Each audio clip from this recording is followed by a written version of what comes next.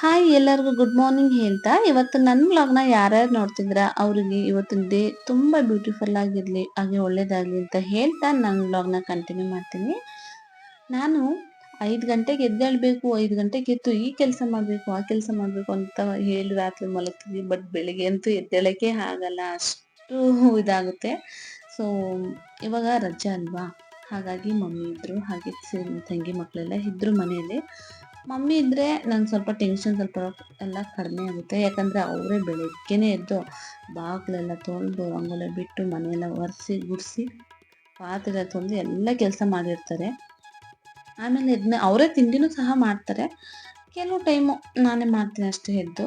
So ಹಾಗಾಗಿ ಇವತ್ತು ನಾನು ಮಮ್ಮಿ ಎಲ್ಲ ಕೆಲಸ ಮಾಡಿದ್ರು. ಸೊ ಫ್ರೆಶ್ ಅಪ್ ಆಗಿ ಬಂದು ಇವತ್ತು ಅಪರೂಪಕ್ಕೆ ದೇವ್ರ ಪೂಜೆ ಮಾಡೋಣ ಅಂತೇಳಿ ಮಾಡ್ತಾ ಇದ್ದೀನಿ. ನಾನು ಯಾವಾಗಲೂ ವಾರ ಪೂಜೆ ಇದೆಲ್ಲ ಮಾಡೋದು ಕಡಿಮೆ, ತುಂಬಾ ಕಡಿಮೆ. ಮಕ್ಳ ಕೈಲಿ ಮಾಡಿಸ್ತೀನಿ, ಎಲ್ಲ ಕೆಲಸ ಮಾಡ್ಕೊಡ್ತೀನಿ. ಬಟ್ ಸ್ನಾನ ಮಾಡಿ ಪೂಜೆ ಮಾಡೋದೆಲ್ಲ ಮಕ್ಳ ಕೈಲಿ ಮಾಡಿಸ್ತೀನಿ. ಸೊ ಹಾಗಾಗಿ ಇವತ್ತು ಪೂಜೆ ಮಾಡೋ ಮನ್ಸಾಯ್ತಲ್ಲ, ಸೊ ಹಾಗೆ ನಾನೇ ಇವತ್ತು ಪೂಜೆ ಮಾಡೋಣ ಅಂತ ಹೇಳಿ ಬಂದೆ. ನಮ್ಮಲ್ಲೇ ದಾಸವಾಳ ಗಿಡ ಎಲ್ಲ ಇದೆ. ನಾನು ಹೂ ತಗೊಳ್ಳಲ್ಲ ಕಡಿಮೆ, ವಾರ ಹಬ್ಬ ಹರಿದಿನಗಳಲ್ಲಿ ಮಾತ್ರ ಹೊರಗಡೆಯಿಂದ ಹೂ ತಗೊಳ್ತೀನಿ. ಅಷ್ಟೊತ್ತಿಗೆ ಯಾಕೆ ಅಂದರೆ ಮನೇಲಿರೋ ಹೂವನ್ನೇ ಅಷ್ಟೊತ್ತಿಗೆ ಅವರು ಎಲ್ಲ ಕುಯ್ಕೊಂಡು ಹೋಗಿರ್ತಾರೆ. ಸೊ ನಮಗಿರಲ್ಲ, ಅದಕ್ಕೆ ನಾನು ಆ ಟೈಮಲ್ಲಿ ಮಾತ್ರ ತೊಗೊಂಡಿರ್ತೀನಿ. ನಾನೇನಾದರೂ ಅಪರೂಪಕ್ಕೆ ಪೂಜೆ ಮಾಡಿದ್ದೀನ ನಮ್ಮ ಮನೆಯವ್ರು ಹೇಳ್ತಾ ಇರ್ತಾರೆ, ಸೊ ಏನಿವತ್ತು ದೇವ್ರು ಬಂದ್ಬಿಟ್ಟಿದೀಯ ಅಂತ. ಸೊ ಹಾಗಾಗಿ ಮನೆಯವ್ರು ಇರಲಿಲ್ಲ ನಾನು ಪೂಜೆ ಮಾಡೋದಕ್ಕೆ, ಮನೆಯವ್ರು ಹೊರಟೋಗಿದ್ರು. ನಾನಿಲ್ಲಿ ನನಗೆ ಬಂದ ಪೂಜೆ ಮಾಡ್ತೀನಿ. ಹೀಗೆ ಪೂಜೆ ಮಾಡಬೇಕು, ಹಾಗೆ ಪೂಜೆ ಮಾಡಿರ್ಬೇಕು, ಅದನ್ನಿಟ್ಟು ಪೂಜೆ ಮಾಡಬೇಕು, ಇದನ್ನಿಟ್ಟು ಪೂಜೆ ಮಾಡಬೇಕು ಅನ್ನೋದಿಲ್ಲ. ನನ್ನ ಮನಸ್ಸಿಗೆ ಹೇಗೆ ಬಂತು, ನನಗೆ ಹೇಗೆ ಇಷ್ಟನೋ ಹಾಗೆ ಮಾತ್ರ ನಾನು ಪೂಜೆ ಮಾಡ್ತೀನಿ. ಹಿಂದೆ ಅವಾಗ ನಮ್ಮ ಮಮ್ಮಿಯವರೆಲ್ಲ ನಾವೆಲ್ಲ ಚಿಕ್ಕವರಿರೊತ್ತಿಗೆ ಪೂಜೆ ಮಾಡ್ತೀವಿ. ಹೇಗಂದರೆ ಅವರು ಪೂಜೆ ಮಾಡ್ತಿರ್ಬೇಕಾದ್ರೆ ಆ ಟೈಮಲ್ಲಿ ಊಟ ಮಾಡ್ತಿರಲಿಲ್ಲ, ವಾರ ಅಂತ ಹೇಳಿ ಮಾಡ್ತಿದ್ರಲ್ಲ, ದೀಪ ಕಚ್ಚಿ ಪೂಜೆ ಮಾಡೋವರೆಗೂ ತಿಂಡಿ ತಿಂತಿರಲಿಲ್ಲ, ಊಟ ಮಾಡ್ತಿರಲಿಲ್ಲ, ಏನು ಸಹ ತಿಂತಿರಲಿಲ್ಲ. ಮತ್ತೇನು ಅಂತಂದರೆ ಮನೆಯೆಲ್ಲ ಅಷ್ಟು ಸಾಂಬ್ರಾಣಿ ಹೊಗೆ ಎಲ್ಲ ಹಾಕಿ ಘಮ ಘಮ ಘಮ ಅಂತಿತ್ತು ಮನೆಯೆಲ್ಲ. ಆ ಸಾಂಬ್ರಾಣಿ ಸ್ಮೆಲ್ಲೇ ಬೇರೆನೆ. ಆ ಸ್ಮೆಲ್ ಇವಾಗ ನಾವು ಏನೇ ಧೂಪದ್ದು ಅದು ಇದು ಅಂತೆಲ್ಲ ಬರುತ್ತಲ್ಲ ಹಾಕಿದ್ರು, ಬಟ್ ಆ ಥರ ಆ ಫೀಲ್ ಕೊಡಲ್ಲ ನನಗೆ. ನಾನಿಲ್ಲಿ ಹಾಕ್ಬೇಕಂತ ಇವಾಗೆಲ್ಲ ಕೆಂಡ ಸಿಗಲ್ಲ ಸಾಂಬ್ರಾಣಿ ಹಾಕೋಕ್ಕೆ. ಅವಾಗೆಲ್ಲ ನೀರೊಳಗೆಲ್ಲ ಸೌದೆ ಹಾಕ್ತಿದ್ರು, ಉರಿ ಹಾಕ್ತಿದ್ರು. ಸೊ ಹಾಗಾಗಿ ಕೆಂಡ ಎಲ್ಲ ಸಿಕ್ತಿರ್ತು, ಸಾಂಬ್ರಾಣಿ ಹೊಗೆ ಎಲ್ಲ ಹಾಕ್ತಿದ್ರು. ಬಟ್ ಇವಾಗೆಲ್ಲ ಸೋಲಾರು ಗೀಸರ್ ಎಲ್ಲ ಬಂದು ಆ ಕೆಂಡ ಅನ್ನೋದೇ ಮರ್ತೋಗ್ಬಿಟ್ಟಿದೆ ಅನ್ನಂಗಾಗಿದೆ. ಮಕ್ಳಿಗೆ ಇವತ್ತಿನ ಕಾಲ ಮಕ್ಳಿಗೆ ಕೆಂಡ ಅನ್ನೋದೇ ಗೊತ್ತಿಲ್ವೇನೋ. ಸೊ ಹಾಗಾಗಿದೆ ಪರಿಸ್ಥಿತಿ. ಸೊ ಏನು ಮಾಡೋಕ್ಕಾಗಲ್ಲ, ಕಾಲ ಇದ್ದಂಗೆ, ಕಾಲ ಚೇಂಜ್ ಆದಂಗೆ ನಾವು ಹೋಗ್ಬೇಕಾಗುತ್ತಲ್ವಾ. ಸೊ ನಾನು ಪೂಜೆ ಮಾಡಿ ಇವತ್ತು ತಿಂಡಿ ಮಾಡೋ ಮೊದಲು ನಾನು ಕಾಫಿ ಕುಡಿತೀನಿ, ಬೆಳಗ್ಗೆನೇ ಕುಡಿತೀನಿ. ಬಟ್ ಇವತ್ತು ನಾನು ಪೂಜೆ ಮಾಡಿದ್ಮೇಲೆ ಕುಡಿಯೋಣ ಅಂತ ಅನ್ನಿಸ್ತು. ಸೊ ಹಾಗಾಗಿ ಬಂದೆ. ನನಗೆ ಹಾಲು ತಂದು ಕೊಡೋದು 9:30ಗೆಲ್ಲ ತಂದು ಕೊಡ್ತಾರೆ. ಇವತ್ತು ಹಾಲು ಬೆಳಗ್ಗೆನೇ ಎಲ್ಲ ಖಾಲಿ ಆಗಿತ್ತು. ಸೊ ರಜದಲ್ಲಿ ಮಕ್ಕಳೆಲ್ಲ ಇದ್ದಾರಲ್ಲ ಮನೆಯಲ್ಲಿ, ಸೊ ಬೇಗ ಖಾಲಿ ಆಗುತ್ತೆ. ಸ್ವಲ್ಪ ಇತ್ತು, ನನಗೆ ಮಾತ್ರ ಟೀ ಇಟ್ಕೊಂಡು ಕುಡಿತಾ ಇದ್ದೀನಿ. ಮಮ್ಮಿಯವ್ರಿಗೆಲ್ಲ ತಿಂಡಿ ಮಾಡಿದ್ಮೇಲೆ ಟೀ ಕುಡಿದೆ ಅಂತ ಹೇಳಿಬಿಟ್ಟು. ನಾನು ಕಾಫಿನೂ ಕುಡಿತೀನಿ, ಟೀನೂ ಕುಡಿತೀನಿ, ಬಟ್ ತುಂಬ ಕುಡಿಯೋದು ಟೀ. ಸೊ ಟೀ ಅಂದರೆ ತುಂಬ ಇಷ್ಟ. ನೋಡಿ ಮಮ್ಮಿ ಬೆಳಗ್ಗೆನೇ ಎದ್ದು ವೆಜಿಟೇಬಲ್ ಎಲ್ಲ ಕಟ್ ಮಾಡಿ ಬೇಯಿಸಿಟ್ಟಿದ್ದಾರೆ, ಹಾಗೆ ಇಡ್ಲಿ ರುಬ್ಬಿಟ್ಟಿದ್ದಾರೆ. ನಮ್ಮ ಮಮ್ಮಿ ಕೈಲಂತೂ ಇಡ್ಲಿ ಅಂತೂ ಸಖತ್ತಾಗಿ ಬರುತ್ತೆ. ಏನಂತಂದರೆ ಅವರು ಅನ್ನ ಜಾಸ್ತಿ ಹಾಕ್ತಾರೆ. ಯಾವ ರೀತಿ ಬರುತ್ತೆ ಅಂದರೆ, ಅವರು ಚಳಿಗಾಲದಲ್ಲೂ ಅವ್ರು ಲೇಟಾಗಿ ರುಬ್ಬಿದ್ರೂ ಬರುತ್ತೆ. ನಾನು ಚಳಿಗಾಲದಲ್ಲೆಲ್ಲ ಮಳೆಗಾಲದಲ್ಲೆಲ್ಲ 4 ಗಂಟೆಗೆ ರುಬ್ಬಿಟ್ಟಿರ್ತೀನಿ, ಆದರೂ ಬಂದಿರಲ್ಲ. ಅವ್ರ ಕೈಲಿ ಮಾತ್ರ ತುಂಬ ಚೆನ್ನಾಗಿ ಬರುತ್ತೆ. ಹಾಗೆ ಇಡ್ಲಿಗೆ ರುಬ್ಬಿಟ್ಟಿದ್ರು. ನನಗೆ ಈ ಥರ ಬೆಳಗ್ಗೆ ನಾನು ರುಬ್ಬಿದ್ರಂತೂ ಬೆಳಗ್ಗೆ ಎದ್ದು ಒಂದು 10 ಸಲ ಬಂದು ನೋಡಿರ್ತೀನಿ, 4 ಗಂಟೆ ರಾತ್ರಿ 5 ಗಂಟೆ ರಾತ್ರಿಗೆಲ್ಲ. ಯಾಕಂದರೆ ಇಡ್ಲಿ ಹಿಟ್ಟು ಉಬ್ಬಿದೆಯಾ ಬೆಂದಿದೆಯಾ ಅಂತ ನೋಡೋಕೆ ಬರ್ತಾ ಇರ್ತೀನಿ. ಸೊ ಮಮ್ಮಿ ಇಟ್ಟಿದಾಗಂತೂ ಬರಲ್ಲ, ಯಾಕಂದರೆ ಬಂದೇ ಬರುತ್ತಂತ ಗೊತ್ತು. ಸೊ ಅದನ್ನು ಈ ರೀತಿ ಮಿಕ್ಸ್ ಮಾಡಿದ್ರೆ ನಾವು ಒಂಥರ ಖುಷಿ, ಅದನ್ನು ತೆಗೆದು ಈ ಥರ ಮಿಕ್ಸ್ ಮಾಡೋದಂದರೆ. ಹಾಗೆ ನನ್ನ ತಂಗಿ ಬೆಳಗ್ಗೆನೇ ವಿಡಿಯೋ ಕಾಲ್ ಮಾಡಿದ್ಲು. ಸೊ ಮಾತಾಡ್ತಾ ಟೀ ಕುಡಿತಾ ಮಾತಾಡ್ತಾ ಇದ್ದೆ. ಯೂಶ್ವಲಿ ನಾನು ಟೀ ಕುಡಿಬೇಕಾದ್ರೆ ಜಾಸ್ತಿ ಫೋನ್ ಮಾಡಿ ಮಾತಾಡೋದು ಮಮ್ಮಿ ಹತ್ರ, ತಂಗಿ ಹತ್ರ, ಇಲ್ಲ ನನ್ನ ಗಂಡನ ಹತ್ರ. ಅವರು ಬೆಳಗ್ಗೆನೇ 5 ಗಂಟೆಗೆ ಹೋಗ್ಬಿಡ್ತಾರೆ ಪಾಪ.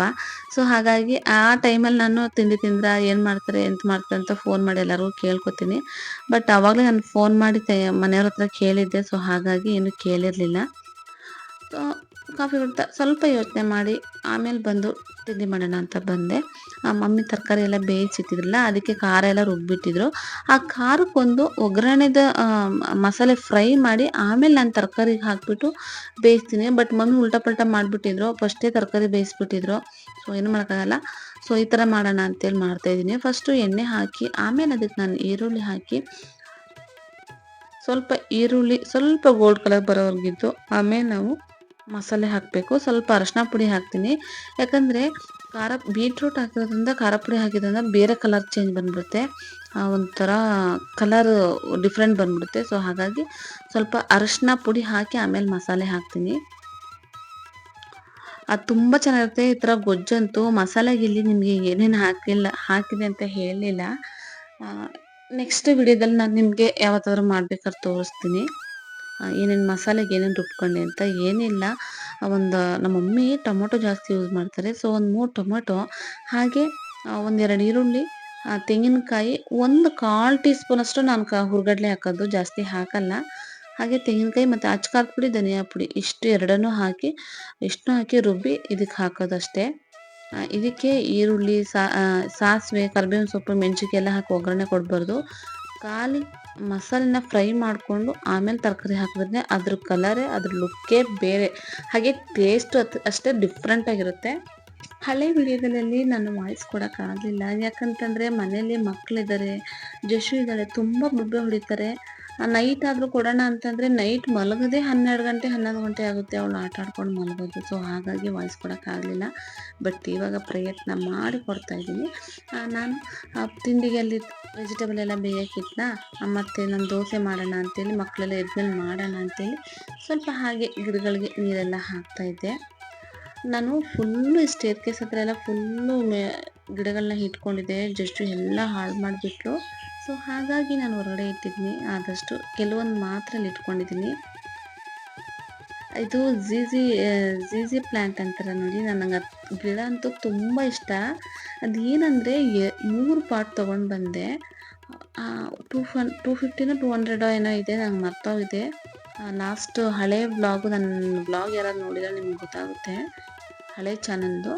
ಅದರಲ್ಲಿ 3 ಪಾಟ್ ತೊಗೊಬಂದಿದೆ. ಬಟ್ ದುಡ್ಡು ಕೊಟ್ಬಿಟ್ಟು ಆ ಪಾಟ್ ತೊಗೊಬಂದಿರೋದೆಲ್ಲ ಕೊಳ್ತೋಗಿದೆ, ಎಲ್ಲ ಹಾಳಾಯಿತು, ಗಿಡ ಎಲ್ಲ ಸತ್ತೋಗಿದೆ. ಬಟ್ ಏನಂದರೆ ಒಂದು ಗಿಡನ ಅಲ್ಲಿ ಕತ್ಕೊಂಡು ಬಂದಿದ್ದೆ ನಾನು. ಆ ಪಾಟಲ್ಲಿ 3-4 ಗಿಡ ಇತ್ತು, ಅದೊಂದನ್ನ ನಾನು ಕತ್ಕೊಂಡು ಬಂದಿದ್ದೆ. ಅದು ಕತ್ಕೊಬರೋಕ್ಕೆ ರೀಸನ್ನು ಇದೆ. ಅದು ಒಂದು ಸ್ವಲ್ಪ ಮುರಿದೋದಂಗೆ ಹಿಂಗೆ ಉಲ್ಟಾಗಿ ಬಿದ್ದೋಗಿತ್ತು. ಮತ್ತು ಕದ್ದಿ ಹಾಕಿರೋದು ಚೆನ್ನಾಗಿ ಬರುತ್ತಂತ ಹೇಳ್ತಿದ್ರು. ನೋಡೇ ಬಿಡೋಣ ಅಂತ ಹೇಳ್ಬಿಟ್ಟು ಹೇಗಿರೋ ಇದು ಮುರಿದೋಗಿದ್ದಿಲ್ಲ ಅಂದ್ಬಿಟ್ಟು ತೊಗೊಂಡು ಬಂದಿದ್ದೆ. ನಿಜವಾಗ್ಲೂ ಹೇಳ್ತೀನಿ, ನನ್ನ ಓನ್ ಎಕ್ಸ್ಪೀರಿಯೆನ್ಸ್ ಮೇಲೆ ಕತ್ಕೊಬಂದು ಹಾಕಿರೋದು ಚೆನ್ನಾಗೇ ಬಂದಿದೆ. ಬಟ್ ದುಡ್ಡು ಕೊಟ್ಟು ಹಾಕಿರೋದೆಲ್ಲ ಹೋಗಿದೆ, ಏನು ಮಾಡೋಕ್ಕಾಗಲ್ಲ. ಹಾಗಂತ ಎಲ್ಲ ಕತ್ಕೊಬಂದು ಎಲ್ಲ ಇದು ಮಾಡೋಕ್ಕಾಗಲ್ಲ. ಸೊ ಇದನ್ನು ಜನಗಳು ಹೇಳ್ತಿದ್ರಲ್ಲ, ಒಮ್ಮೆ ಟ್ರೈ ಮಾಡೋಣ ಅಂತೇಳಿ ಮಾಡಿದ್ದು. ಸೊ ನಾನು ಮಾಡ್ತೀನಿ, ಮಮ್ಮಿ ಇಡ್ಲಿಗೆ ರುಬ್ಬಿರೋದು. ಸೊ ಒಂದು ದೋಸೆ ಬಂದರೆ ದೋಸೆ ತಿನ್ನೋಕ್ಕಾಯ್ತು. ಸೊ ಹಾಗಾಗಿ ದೋಸೆ ಬಂದರೆ ದೋಸೆ ಮಾಡಿ ತಿನ್ನೋಣ ಅಂತೇಳಿ ಮಾಡ್ತಾಯಿದ್ದೀನಿ. ಬಟ್ ದೋಸೆ ಅಂತೂ ಹೇಳಲೇ ಇಲ್ಲ, ಯಾಕೆಂದರೆ ನಾನು ಮಾಡೋ ಇಡ್ಲಿ ಹಿಟ್ಟು ದೋಸೆ ಹಿಟ್ಟಲ್ಲೆಲ್ಲ ದೋಸೆನೂ ಮಾಡ್ಬೋದು, ಇಡ್ಲಿನೂ ಮಾಡ್ಬೋದು.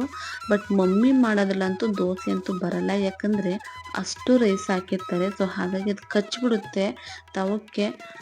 ನಾನು ವಾಯ್ಸ್ ಕೊಡೋದ್ರಲ್ಲಿ ಏನಾದರೂ ಡಿಫ್ರೆಂಟ್ ಅಂದರೆ ಏನಾದರೂ ಮೈನಸ್ ಪಾಯಿಂಟ್ಗಳಿದ್ದರೆ, ಅಥವಾ ನಾನು ಕೊಡೋದು ಚೆನ್ನಾಗಿಲ್ಲ, ಏನಾದರೂ ಇಂಪ್ರೂವ್ ಮಾಡ್ಕೋಬೇಕು ಅಂತಿದ್ದರೆ ಪ್ಲೀಸ್ ಕಾಮೆಂಟ್ ಸೆಕ್ಷನಲ್ಲಿ ಕಾಮೆಂಟ್ ಮಾಡಿ, ನಾನು ಅದನ್ನು ತಿದ್ಕೊಳ್ತೀನಿ. ನನಗೆ ಸ್ಟೀಲ್ ಇಡ್ಲಿ ಪಾತ್ರೆಗಿಂತ ನನಗೆ ಈ ಥರ ಸಿಲ್ವರ್ ಅಂತ ಹೇಳ್ತಾರೆ, ಅಥವಾ ಇಂಡಿಯಲಿಯಮ್ ಅಂತ ಹೇಳ್ತಾರೆ, ಅದರಿಂದ ಇಡ್ಲಿ ಮಾಡೋದಂದರೆ ತುಂಬ ಇಷ್ಟ. ಬಟ್ ಸ್ಟೀಲ್ ಮಾಡೋಕ್ಕೆ ನನಗೆ ಅಷ್ಟು ಇಷ್ಟ ಆಗಲ್ಲ. ಸೊ ನಾನು ಬೇರೆ ಇಡ್ಲಿ ಪಾತ್ರೆ ತೊಗೊಳ್ಳೋಣ ಅನ್ಕೋತೀನಿ, ಬಟ್ ನನಗೆ ಇದು ಬಿಡೋಕ್ಕೇ ಮನಸ್ಸಾಗ್ತಿಲ್ಲ. ಸೊ ಹಾಗಾಗಿ ಇದರಲ್ಲೇ ಕಂಟಿನ್ಯೂ ಮಾಡ್ತಾಯಿದ್ದೀನಿ.